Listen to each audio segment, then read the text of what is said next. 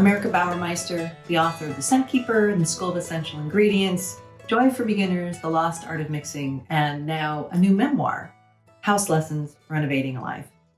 All right, this is really unusual for me. I have never done a virtual event before, but there's a lot of stuff that's unusual right now.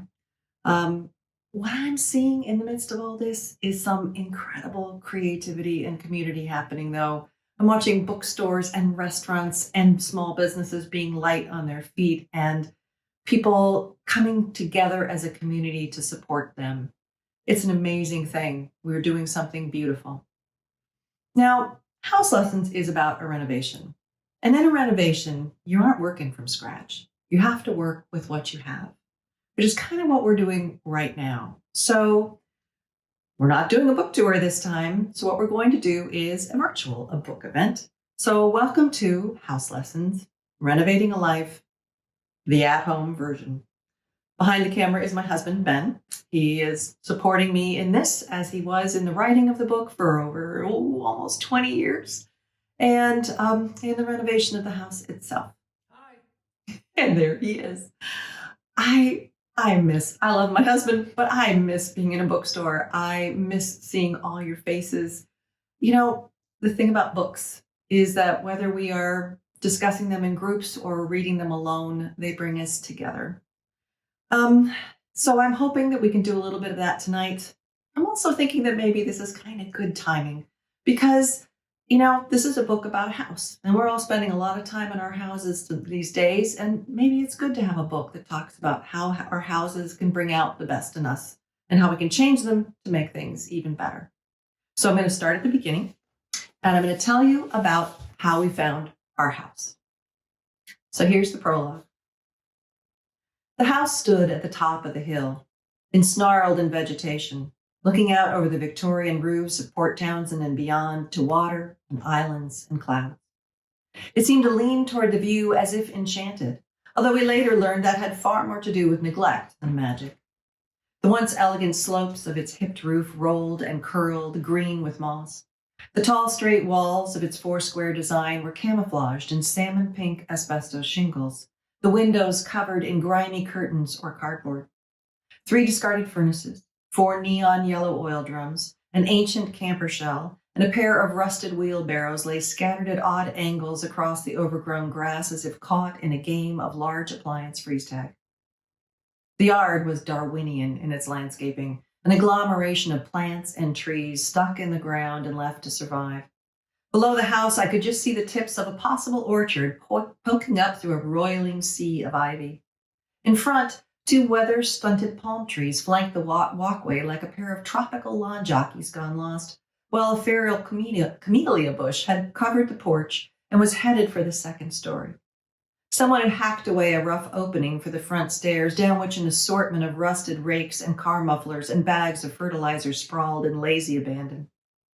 In their midst, seemingly oblivious to the setting, sat a rotting fruit basket, gift card still attached. That one, my husband Ben said as he pointed to the house. It's not for sale, I noted. I know, but it should be, don't you think? Our son and daughter, 10 and 13, stared out the car windows, slack-jawed. You're kidding, right? The kids asked. But I think they already knew the question was rhetorical.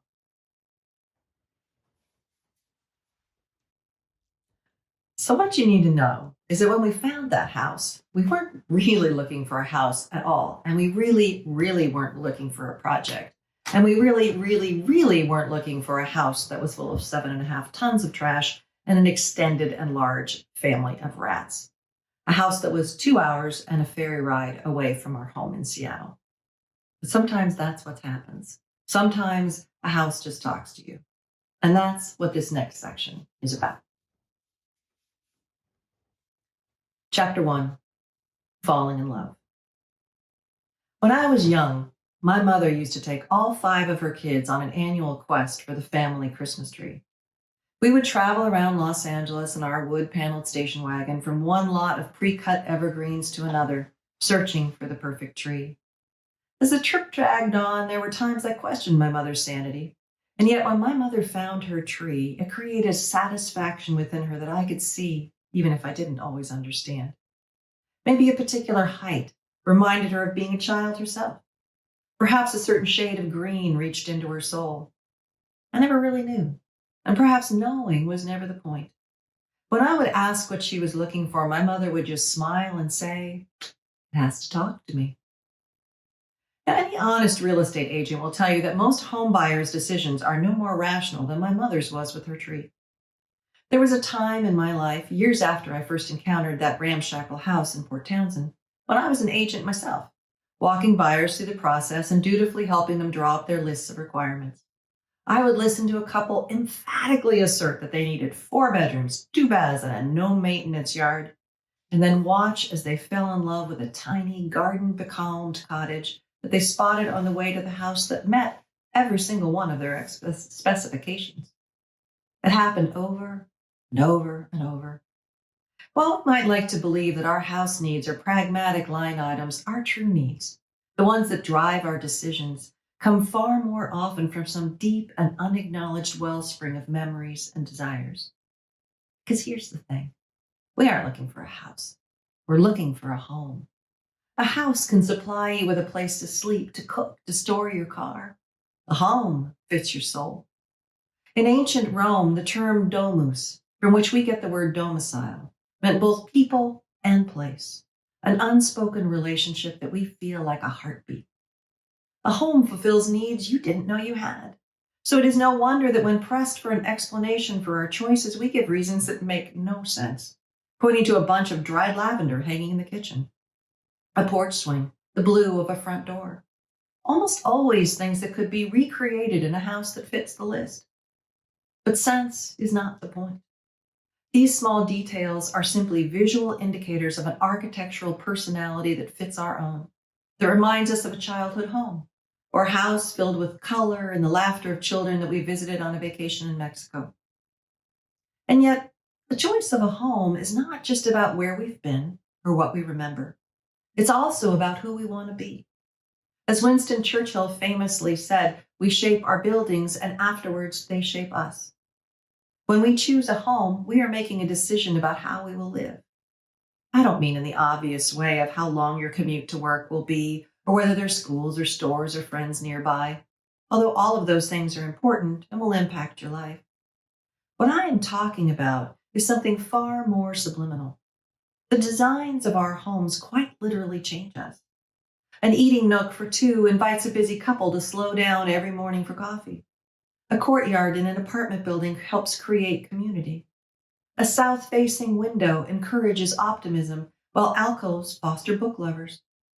Perhaps one of the strongest blows for feminism came from the first sledgehammer that opened a kitchen to a family room and changed the view of the cook from both sides of the wall. It is the rare buyer who sees these things for what they are. We are understandably distracted by the stress of what is, for many of us, the biggest financial decision of our lives. Our minds are busy, but we feel those subtle calls. We see that bunch of lavender, and as often as not, we leave. So we left. It was an interesting point in our lives. Our kids were 10 and 13. I was an aspiring writer and a stay-at-home mom, and I really kind of felt like I wasn't doing very well at either one of those. I write in the book that the house kind of landed in our lives like an asbestos-covered marriage counselor. It changed our roles because I took on the overseer of the project role, and doing that changed my life forever. Now, House Lessons is about how the designs of our houses affect us, but it's also about how this renovation changed and renovated our marriage. So the next part I'm going to read to you jumps ahead. We've now been negotiating with the heirs of the deceased owner for over 6 months. They have finally agreed to some terms, which include us cleaning the trash out of the house. And we're doing the inspection, which is literally the first time we've ever been in the house. We have already gone through the first floor at this point in the book, and what we're learning is that maintenance is an incredibly critical part of home ownership. In the end, it turned out that the foundation was rotten. We had to lift the house up and replace it, and all of that work was required because one single downspout was not replaced on the northeast corner of the house. So Now we're going to talk about maintenance, but about more than just maintenance of a house. In an odd way, marriages deal with much of the same maintenance issues as houses. Our relationships need our attention as much, if not more. And like with houses, the romance of maintenance is that it has none. Caretaking in a relationship is not flowers or date night. Necessary as they are the equivalent of a new color painted on your walls. Delightful, but not structural. Structural is unloading the dishwasher when it's your partner's turn, or making sure whoever gets home from work last is greeted with dinner. It's learning about mushroom hunting or musical theater or rugby because your spouse loves it. It is talking about the best of your partner in public, not the worst.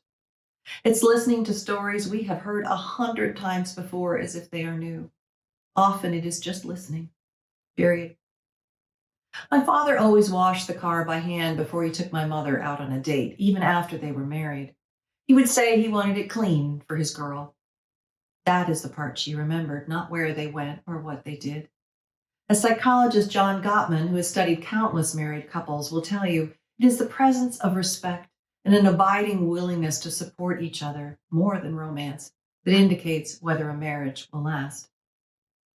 As I followed Ben up the stairs in the Port Townsend house, I was hoping we were doing well in the marriage department, but I worried sometimes that we threw ourselves at things like this because the excitement of a questionable project seemed more romantic, or at the very least more dramatic, than the caretaking of a relationship.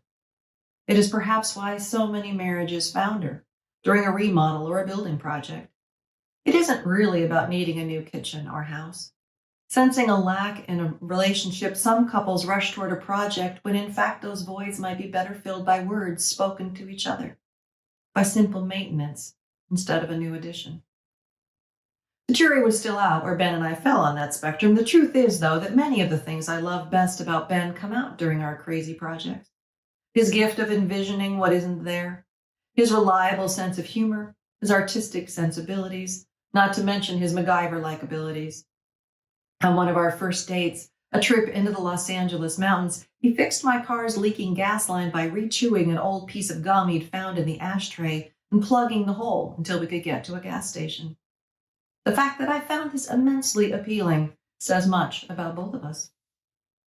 Maybe, probably, I worry too much, I told myself. So I crossed my fingers and we headed upstairs. The chaos we'd encountered on the main floor extended to the second. A clawfoot bathtub sat in the middle of the first bedroom, filled to overflowing with what looked like 40 years of clothes and board games and sports equipment. We tried to enter the other bedrooms, but the doors would open only enough for a peek inside. Peering in through a crack in the door, I saw more piles of clothes, a camping porta potty, a rifle. Oh, man, I heard the inspector say, backing out of the bathroom, his voice muffled by the respirator. "E, come here," Ben called to me. "You've got to see this." He pointed to the shower. It was the soap I saw first, a delicate sculpture made up of some 50 slivers of Irish Spring, thin as porcelain, a precarious tower of green and white rising up in the back corner. More work to stack them than to throw them away, and yet there they were, balancing. The faucet. Ben redirected my attention. I looked, and then looked again, puzzled. The handles were covered with yellow rubber kitchen gloves secured with rubber bands. They looked like Mickey Mouse hands waving at me from the tile wall, but that didn't make sense. I turned to Ben.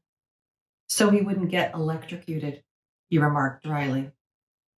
And that was when I understood. The plumbing was live. There were a couple possible explanations for this situation. A rat could have chewed away the insulation of the wire that then came to rest on a pipe. Or, and we were beginning to think that this was the more likely solution, someone had grounded a live wire instead of a neutral one to a pipe, as would normally happen. In any case, whoever was taking showers had preferred to risk death rather than fix the problem. It was kind of impressive when you thought about it. Except there was already too much to think about. Of the 30-plus items on the inspection list, the best we could hope for was a neutral ranking on a few. The only thing that would garner full praise in the house was the view, and that didn't require the house. The rule of thumb is that if a renovation will cost more than half the purchase price, you should just start over. It was obvious that fixing this house would likely cost more than we would pay to buy it. Ben and I shared a look. Do you still want it? He wasn't saying no. Send me something, I said to the house in my mind. Give me a reason. Because strangely enough, I still wanted one. The inspector had found an entrance to the attic. When it was my turn, Ben held a ladder and I climbed up the rungs, expecting the worst. But as the beam from the flashlight roved over the darkened space, I could see the straight lines of rafters, the untouched interior of a roof soaring above me. Everything felt quiet, peaceful, as if this one portion of the house had somehow kept itself separate from all that had happened below, as if in some way it was only itself. For the first time, I felt the house as it had once been. I leaned forward into that still, perfect space of the attic, and in that moment, all the defects of the house mattered not at all. I went for the last item on the inspection list. Does it feel right? It's okay, I whispered into the dark. It's not your fault. We'll take care of you. Okay, so this is the part where if we were in a bookstore, I would be able to ask you if you had questions and I would answer them. The problem is I'm an introvert and I'm also a Luddite, and the idea of pulling off the whole technology for live streaming is beyond me. I promise that's my project for the future, but for right now, this was a long enough thing. You can tell it's gotten dark outside. I just needed to do this taped. So I would love to hear your questions and your comments. You can find me on Facebook and Instagram at Erica Bauermeister Author. Book clubs. I love talking with book clubs. Find me on my website, www.ericabauermeister.com. You can contact me. We can set up a time. On my website, there's also a list of bookstores that have signed stock. Please patronize them. If you would like to buy your book from your local bookstore, yay for you on top of that, and I would love to send you a signed book plate. You can find my contact information through the website and just drop me a line with your snail mail, and I will put it in the mail to you. And that's it. Oh, my publisher will kill me if I don't actually show you the cover of the book. Thanks for spending your time with me. I really appreciate it. This is an amazing community. I love my readers. Let's keep this going. Stay safe, stay healthy, read lots of books. Good night.